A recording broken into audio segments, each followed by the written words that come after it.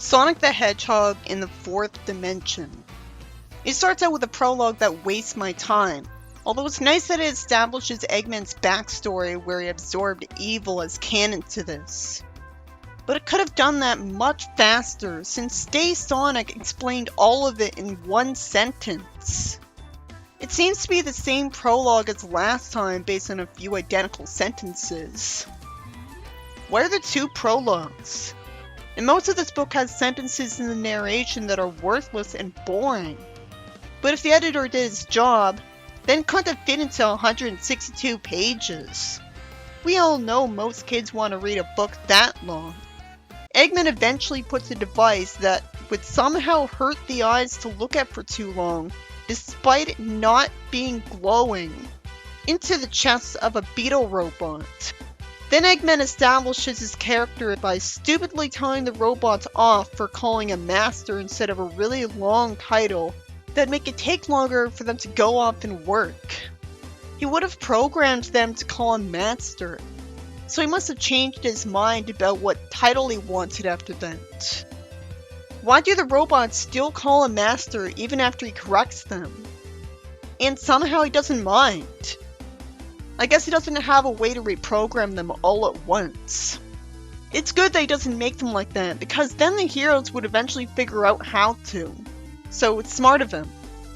Why do the robots flicker instead of reply, even though they talked to him to respond last time? Eggman makes time puns, which unnecessarily spoils what he plans to do, even if the dinosaur on the cover wasn't a spoiler already.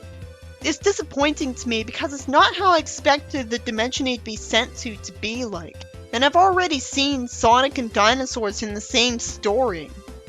At least this is the first time it happened. This book was released in September 1993, before Archie Sonic had Sonic sent back to dinosaur times, and before the OSDH episode about that. I don't know why Sonic's last adventure was exhausting to him, because Sonic doesn't get tired from running the amount of times he does in the games. Well, eventually it's revealed this is a Game Gear game Sonic's playing. So that's the answer for anything confusing about this. But because it's all just a game, reading all of that was pointless. Tails is too long-winded when trying to help him break the cockpit of the spacecraft with coconuts, and that has him tell him to shut up. Which is a shame, but more believable for someone with an attitude. Sonic wins the game and is disappointed because he was told it was going to be a really tough game. But why does he think he'd want that when the game had him be irritable with the difficulty he'd already had?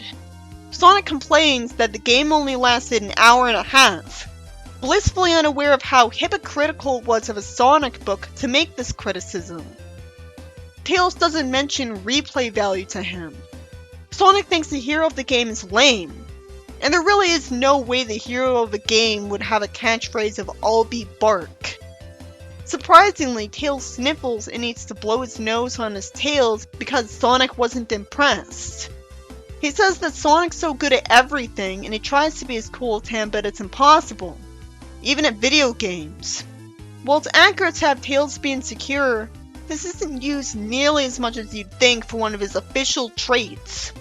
I'm not sure if he's supposed to be sensitive too. Not this long after he met him. The classic era thought Tails was the same age he is in the new game, so that's not it. But still, he was younger than now either way. It'd be worse if it was a recent book.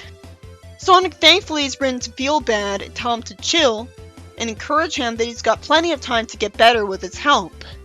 Then the story starts wasting my time with descriptive narration of Green Hill Zone that tells me nothing new, until it says there's inhabitants of it living near a lake. At least the previous scene seemed a little new. Sonic playing video games is hardly new, but I can't remember a time Tails helped him with a handheld game before. The narration describes one or two personality traits of Sonic's friends, but if it's not actually using them as characters, it doesn't deserve to be mentioned until it gets it wrong. Porker shouldn't be teasing anyone, based on Fleetway.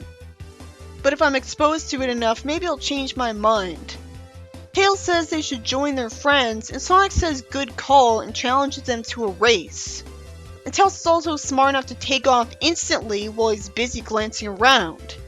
In a second, he was almost out of sight. Sonic does a super peel out and then starts to spin on the spot for some reason. Sonic's foot catches on something sticking up out of the ground, and Tails trips over Sonic's leg and lands further down the hill and rolls to the bottom through Sally's picnic and into the lake. And the water splashes everyone. Tails says sorry and says he beat Sonic in the race, which makes sense since he had a head start. Sally says Tails can do the washing up for the picnic because he's so fast, even though he's only fast when moving ahead. So this would only make sense if she was just joking because he bragged. That was still uncalled for since he clearly isn't the one who needs his ego checked. Sonic is.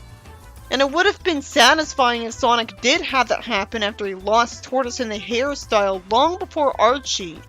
Instead, Sonic's distracted by a long, twisted, rusty thing with moss. Tails says it doesn't look like something Eggman made, even though it's clearly made of metal, because the only things he left in Green Hill last time were a few springs and item monitors and Badnik remains. Wait, the springs were from Eggman? Why would he waste his time putting springs in the levels? I thought they were made by the people who live there for fun and to make it easier to get around. Sonic tells Tails, "Smart thinking, my foxy friend." So now he's happy he's thinking too much. That's not the usual definition of foxy though. And it doesn't make any sense to remind him that he's a fox either. Wouldn't that be seen as insensitive at best? Sonic says Porker's a science type dude, which helps the audience because it's the first time a book established that. But Porker already knows this, so why does he say it?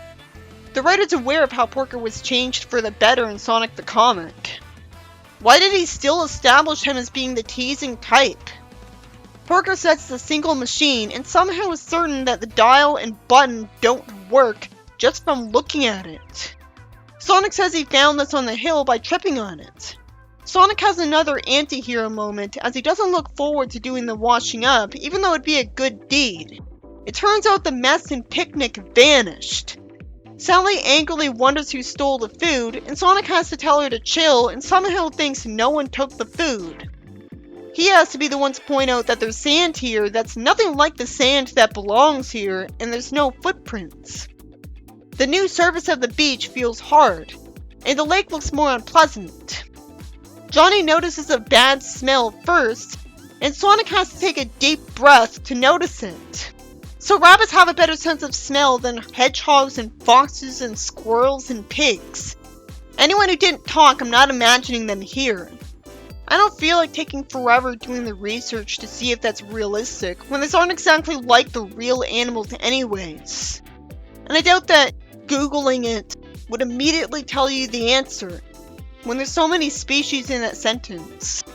I'd rather just make my point that it's not fair to have only one of these animals retain the great sense of smell their species really has just to give them a superpower.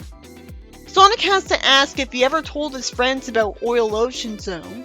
Even though the kind of person he is in the story who would call his washing up skills most excellent and totally heroic because he's cocky in the games, is someone who would have told his friends about the entirety of an adventure of his. He says Tails and him trashed every machine in that place. So they went out of their way to go through every alternate route to be every badnik. That's in character, but what a chore.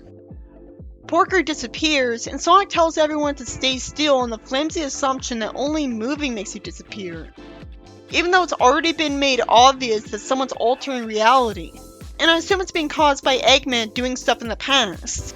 The narration says that Sonic knew that as Green Hill's resident hero, it was up to him to show some leadership, because otherwise Sally would, which would give Sonic a headache. It doesn't explain why, so I have to assume it's because he hates seeing anyone but him boss people around, which would only be because of arrogance, at best. This is the only way I can rationalize why Sonic would ever be against authority in general, and makes him look no different than Eggman in the same situation. So the Game Theorist's idea of Sonic being against all authority just makes him look bad, and these same people insist he's not competent. A dark cloud obscures the sun, and a fat rat-like girl he doesn't recognize walks over to the picnic. Sally's memories are altered to fit the current timeline, even though that didn't happen earlier, making her recognize her and call Sonic a twit just for being forgetful. Why would Sonic and Tails' memories be affected by the timeline shift? Eggman must have somehow had this be the case on purpose just to mess with them and cause them to go after him. Apparently the time stones can do that. Or whatever discount time stones he's using in the Sonic CD style story, but not on Little Planet this time, which is no noticeable difference. Sonic CD was only released in Europe on October 1993, and this is a UK book released on 30th September, and been in the writing process before that. The writer might have seen the ads for Sonic CD and been inspired by it, or more likely been told about what its plot would be. It was in Japan a week before this book came out, and video games are in production way longer than novels. Sally calls this place Brown Hill Zone, and Sonic holds out the large pebble he had picked up from the beach off screen and turns it over, where engraved in it is Copyright Robotnik Industries. He did it to that one pebble he knew he'd find just to scare Sonic. It's a good thing it was explained at the start of the book that Eggman's got all the world's evil in him, but he made sure Porker was never born, because he would have been a replacement hero with his science mastery, but hasn't done enough to him yet to make him want revenge on him. A thunderstorm with hail in it happens, making everyone run for shelter under the palm trees, which aren't as tall and healthy as they're supposed to be. Tails says he never saw hail here before, and the story gets padded out with his complaining and being argued with in the same way as before. The fat rat Carrie believes Tails and her have been engaged for a while, even though he'd obviously never be into her and he's 8, so she's insane. Or lying. And I have to assume everyone's too polite to point this out, but that just makes it frustrating. She's worse than Amy by holding Tails despite him trying to escape. Sonic looks down at the impressions she had made in the muddy ground, which had the reversed copyright symbol. He figures that this means Eggman made her, and wastes time asking Eggman what he did and threatens him as if he can hear him. Carrot takes issue with him calling him Tails, even though only his friends do it, and talks like she's rich and is overprotective of him. Sonic's mature enough to do his best to ignore this, as the narration says, and instead he does some more observing. He sees something huge and scaly rise to the surface of the lake, and says that's not an escape route then. Sonic somehow values Carrie over Tails and runs away instead of telling her to let go and attacking her if she refuses, which his friends should understand because Tails would be looking uncomfortable. And he shouldn't care what they think of him because he's Sonic and has an unshakable ego. And all this will get undone by him anyways when he makes it so that this creature never existed. So because he runs off alone, he has no one to talk to and doesn't think either. Which is boring because I'm left with nothing but narration. But having dialogue too would slow down the plot progression, so this is actually good. The dialogue's boring anyways. The narration says the rain slicks his spines back against his skin, which makes it uncomfortable for him to run apparently. Maybe he's overthinking it. I'm sure there's been rainy levels before. Yeah, like in Sonic 2 8-bit. But he wouldn't have complained about this if it was a thing, because he'd want to look strong. The narration lampshades that he had no idea which way he was supposed to be running, and explains that he just thought he had to run somewhere. I like the self-awareness about his writing here, because it does result in a proper excuse for it. Sonic sees a green light in the sky. How convenient that he just happened to run in the right direction to see it so fast. Sonic runs through mud, and the narration says he's trying to ignore the shocking state of his trainers as he pauses to look around. That's how you do make him care about the condition of his shoes out of ego, right? You could say Sonic was just like in the games here and nothing would prove you wrong because he doesn't emote in the levels, and he isn't taking any action because of this. This is from the writer thinking about what him being cocky in the games would mean, because he cared enough about trying to be a good writer to want to expand on him to have a deeper character, because he knows a protagonist deserves that.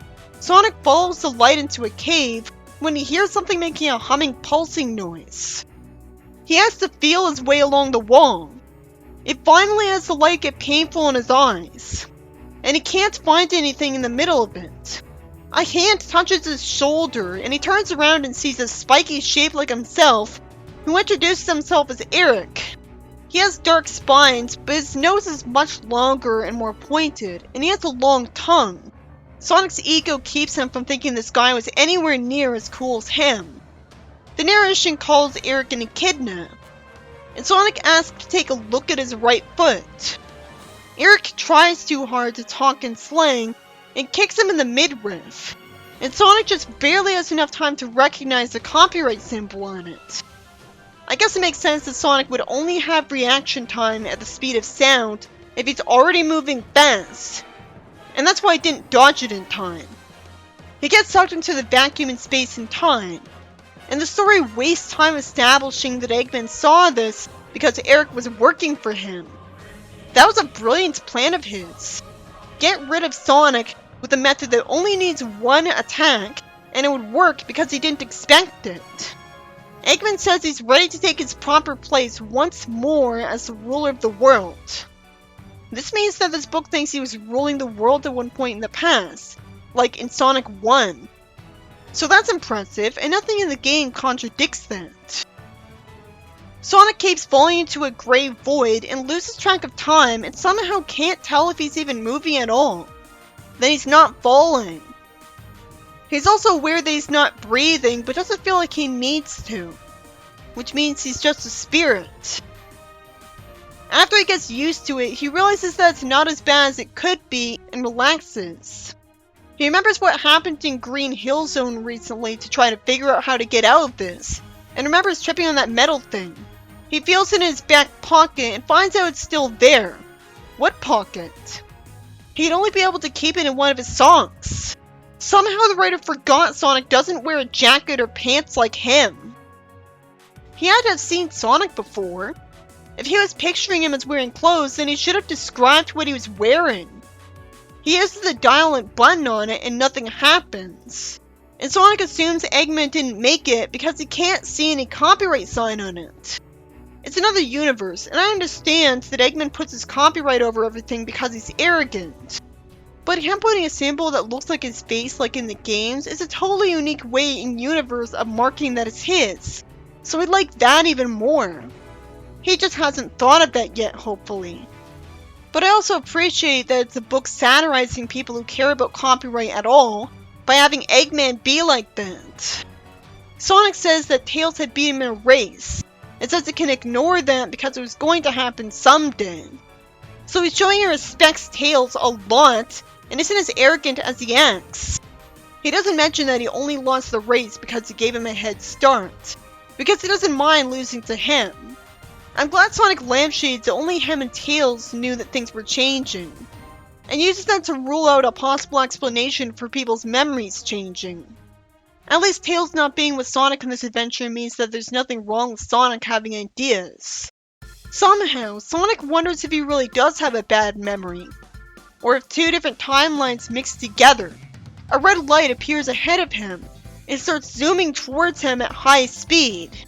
He rolls into a ball, and the circle of light meets him, and there's a sucking pop, and it gets flung out of the nothingness. It sure would be lame if it was never explained. Then I'd have to assume that the void was just that magical. He bounces twice and rolls a little, and his lungs feel like they're burning up. So he breathes and stands up in a white hall with neon lights with doors and other halls connected to it. Bits of metal and burnt plastic sit on a big dark smudge, and Sonic hears a noise from one of the other halls and hides in a doorway to watch a bunch of people in black uniforms and black helmets with silver faceplates walk by holding guns. And Sonic wonders why Snake has arms and legs. It better be explained why Sonic was sent out of the void, because Knuckles isn't right beside him, so he didn't save him. In fact, this is before Knuckles. He says to one of his buddies to tell HQ that a sector with a boring name is clear of invaders. There's a lot of padding at first. Why did he think he needed to tell someone something that he already knows? Sonic can't quite see what's going on when he should know there's nothing to see. So the writer forces him to lean further out of the doorway so he can get spotted and called intruder, and has to go back into the doorway to avoid a black beam that explodes with a flash and plunges that place into darkness, showering it with broken plastic. Sonic runs away and more beams explode around him, blasting concrete out of the walls. He hears the Snake call his co-workers idiots for firing because he assumes Sonic is one of their advanced troops when his co-workers didn't. So why didn't his co-workers assume that? So Sonic says he's on their side. It makes sense that he'd say this so he could get more information about where he is, and potentially some of that info could make him capable of returning things to normal. So it's a perfectly in character lie, since he's supposed to be cool, and him being too stupid to say this would be uncool. The leader doesn't tell his soldiers to stop pointing their weapons at Sonic, even though he thought he was on their side. And that's just reckless. The leader says he's never seen anyone that looks like Sonic before. All of Sonic's lying ends up being a waste of time because him asking what he's supposed to do with a flat circle of black plastic caused them to figure him out and trick him into putting on a uniform that the leader Arctor could tell to restrain him. That was a clever and creative new thing. But it should have just had them lie that they believe him right away and give him the uniform and restrain him instantly. All of those words after he lied were for nothing. He's told he'll be taken to be tortured for information about why he's here and what he knows about the organizers. The Snake lampshades that they've wasted enough time with Sonic already. The soldiers take off instead of picking him up and carrying him away. And the story wastes a bunch of my time on him struggling to move. He's smart enough to be polite when he hears a voice from above him telling him not to move, and a gun cocking, even though he felt like being rude. The voice sounded familiar, and he says he can't move, which that person should have known. The person says that's a downer, even though he was just antagonistic to him. It turns out to be Tails, who says Carrie threw him in a circle of gray stuff, and he landed on some creature dressed like Sonic with a gun and horn. He uses the word creature despite that person's ability to use a gun. That's pretty racist. He also calls him an it. He says he got the gun from him and conveniently found Sonic. Somehow, Tails has already forgotten that Sonic can't move. Tails asks Sonic why he didn't say suit unrestrained, even though he should have already assumed Sonic tried that because neither of them are supposed to be idiots. And just because he says that, he accidentally causes the suit to freeze Sonic. Somehow, the suit's willing to obey anyone except the person wearing it, instead of just soldiers. It would have been better if Tails had intentionally freed him because he infiltrated the soldiers' group. Then it would have been cool. The uniform returns to being a flat black circle on the floor again. I love that the technology is shown to be so advanced that it can be like that. It's a metamaterial, or nanobots. Sonic puts a circle in his pocket, presumably to use it as a weapon later. Again, the writer should have said sock, because what pocket? They run around, and the story gets repetitive needlessly instead of instantly skipping to the part where they hear someone cry for help. Sonic hears the word help a lot, and even in a dark world like this, he snarks that the person calling for help has a one-track mind. But since he's a hero, I'll give him the benefit of the doubt that he's suppressing his pity for him to cope with this. That's relatable. I'll say that's also why he calls these people helpless chumps before telling their suits to unrestrain them. These people turn out to be humans. The narration says that Eggman was the only human these two had ever seen before. It makes sense that the writer would assume this, when at the time, none of the games had shown any humans besides Eggman. Again, the two worlds idea is just a neutral one to other continuities, because there's nothing objectively horrible about it, or amazing.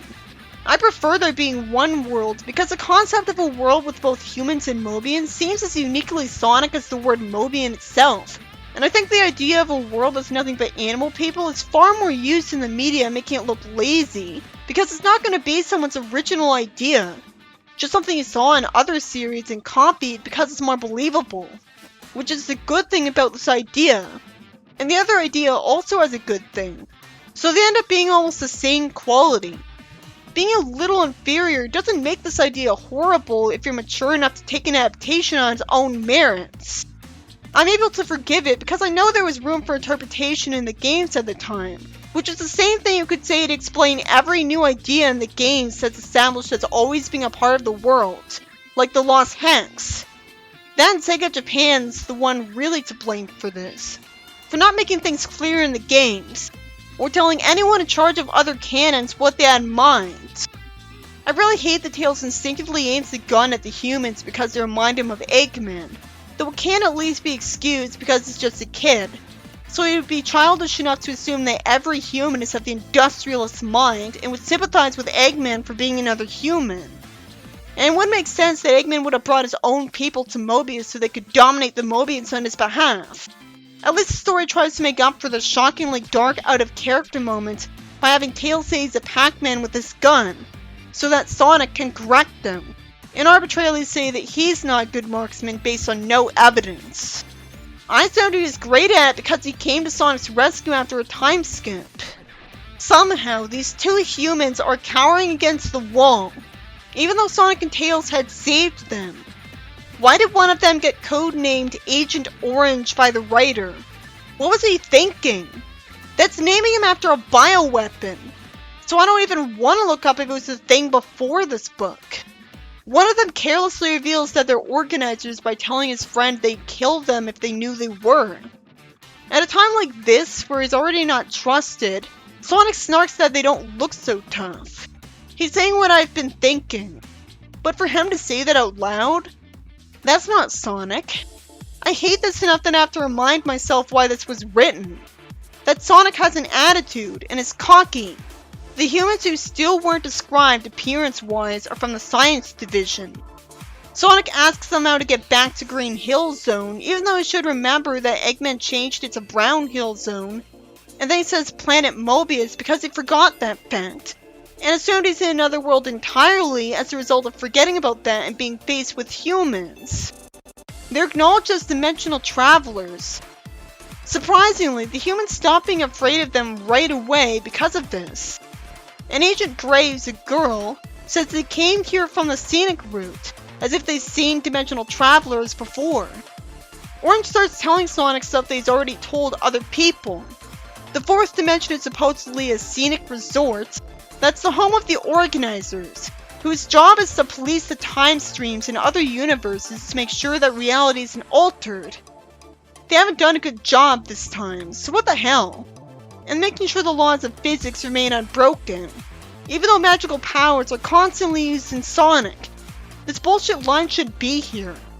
So how did they not stop Eggman from altering the past? The only way they could police the time streams would be with constant surveillance everywhere, but clearly they aren't capable of supervising everywhere then. These are the Zone Cops. The first appearance of the Zone Cops as an idea was years after this book came out. They also fight against tyranny and the destruction of life, but they didn't stop Eggman from taking over the world, so they can only do so much. They have a cool idea, but seem incompetent because they never helped Sonic. They weren't able to keep up what they usually do anymore after the Mythos creatures invaded. Their job's to make sure nothing gets changed about the past. So if anyone tried to keep Eggman from becoming a threat with time travel, these assholes would be against that. With an explanation as simplistic as the ad about what going wrong with history is, why should I believe anything else? They're just lucky Sonic and Tails aren't glaring at them because they're too busy trying to absorb this exposition dump.